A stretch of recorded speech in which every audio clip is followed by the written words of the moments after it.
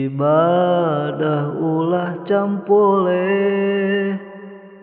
berang peting ulah woleh, bisi nakaburu pae.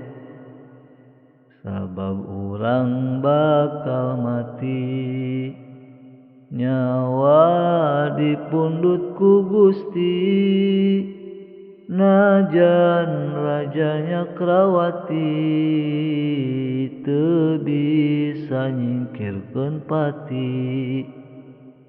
Kana ibadah diliwat, tara ngalakonan sholat, karasana keur sakarat, nyeri nakaliwat-liwat. Eling-eling dulur kabeh, ibadah ulah campole, berang peting ulah woleh, bisi nakaburu pae.